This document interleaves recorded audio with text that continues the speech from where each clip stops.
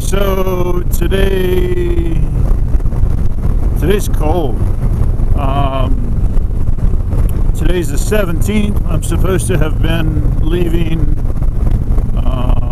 Lafayette, Louisiana today, heading towards Pensacola. I'm supposed to spend the next 2 days in Pensacola. It is 10:06 this morning here in Texas time.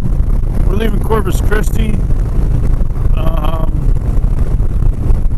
It's 31 degrees out last I checked. The roads are dry. Decent weather.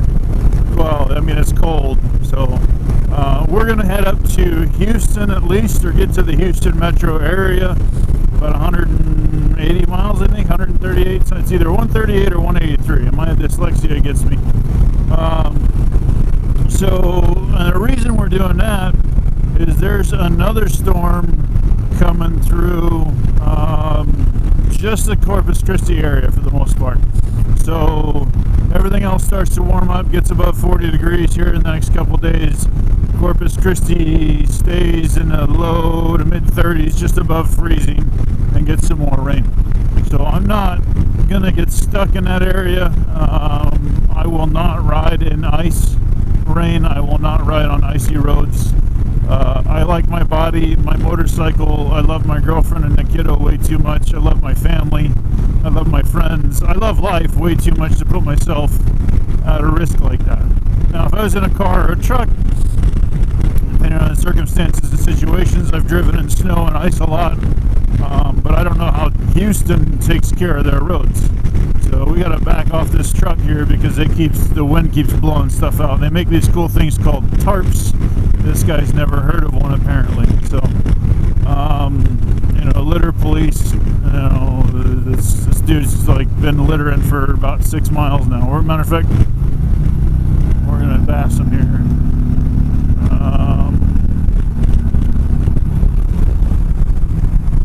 Guy. So let's see here. Yeah, what were we talking about? Sorry about that, squirrel. So yeah, I don't want to get stuck in the Corpus Christi area. I don't do well locked up in a hotel. The wind's 20-30 miles an hour. They've died down to about 15-20 right now. So I'm willing to ride in that. I've ridden in sandstorms where I can't really see the bike in front of me or the road, and that was not fun. There was, I think, 8 or 10 of us. We were heading out to a little event called Have-A-Palooza that a good friend of mine typically puts on. So yeah, we got through this sandstorm, and another friend of mine, she just came out to me and like, hey, this is the scariest thing I'd ever done. I need a hug. And yeah, I'm all about hugs. I'll give her a hug. She was strong, made it through no problem. There were times I was on my Y-Glide, and there were times where it was literally blowing me from the middle of the lane past the white line, the solid white line on my lane. And the thing is that I was already riding sideways, but the problem is I'd be riding sideways and then the wind would just stop, and then the wind would blow me the other way. So it is what it is. I don't like riding in that stuff though if I can avoid it. Just like I said, I will not ride in ice or snow or icy roads or ice rain or whatever. Okay, enough about that. So I just posted an article about how yet another celebrity has come out and said, hey, in 2017 I was thinking about committing suicide. And he talked about what changed his mind. And he talked about how, he's glad he didn't, and seeing the loss of others. And that's kind of the thing, is that, with mental health issues, typically depression, not always just, but typically depression, don't allow us to see that other people do love us.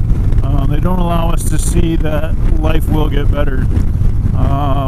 So whenever we're blinded, whether it be a personal opinion about a food or politics or religion or whatever, the best thing to do is to talk about it. And the cool thing is, is that when you talk about your mental health issues, when you talk about your feelings, for lack of a better word, I know that in 2018 everybody thinks, oh, it's all about my feelings. Well, this is different when you're talking about like how you are feeling, not how a situation or whatever makes you feel. I guess they can be the same, but you know, I feel blue and I don't know why. And another person looks at you and goes, well, let's talk about it, man. And the cool thing is that you can talk about it. You still may not know why you feel that way after talking about it, but at least somebody knows that, you know, hey, you know, Bob feels this way and it's related to this certain circumstance or situation or whatever. You know, let's see what we can do and figure it out, fix it, make it better. You know, but it comes down to communication. You can do anything with good communication. You can mess everything up with slightly bad communication. Amazing communication, you can move mountains in a heartbeat. So, you know, just start with communication and find somebody who, you know, especially if you trust someone that will more importantly listen, not just hear what you're saying, but actually listen to the words that are coming out of your mouth, word for word, and exactly what you're trying to tell them that you mean.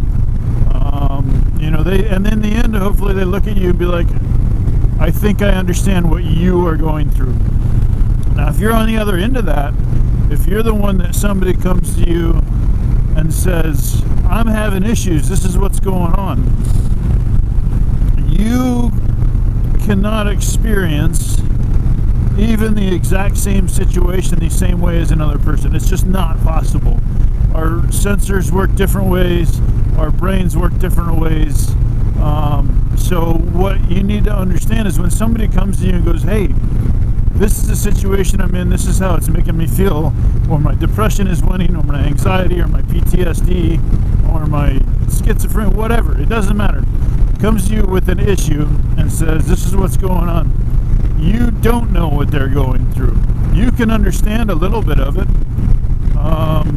You know, you can understand the situation, and you can tell them, I think I might know something that could work for you. It worked for me. This is what I did.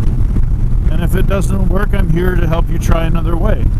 And that's the thing is that, again, no two people will experience the exact same thing the exact same way. It's just not possible. So look at the situation and, you know, ask if someone comes to you, ask questions. You know, be thoughtful about your questions.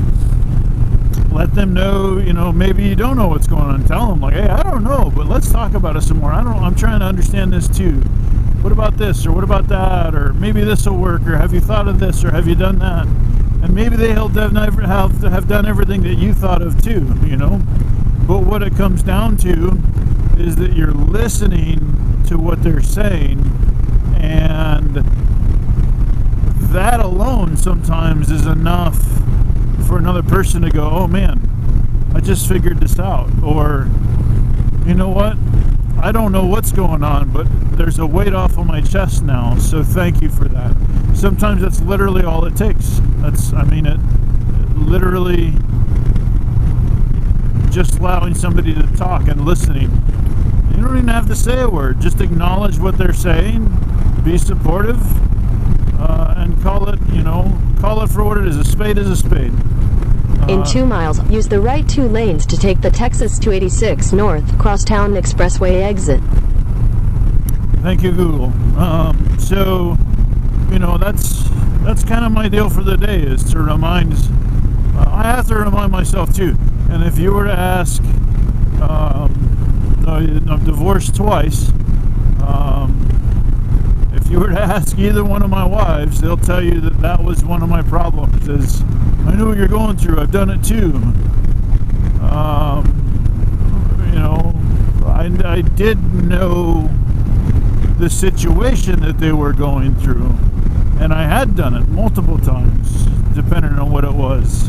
You know, prime example, I was active duty Marine for both of my marriages. And, you know, especially my second ex, we moved 8 hours away, 8.5 hours away. And the first, I don't know, month and a half, 2 months, maybe even longer than that, it was, I know what you're going through, I've done this.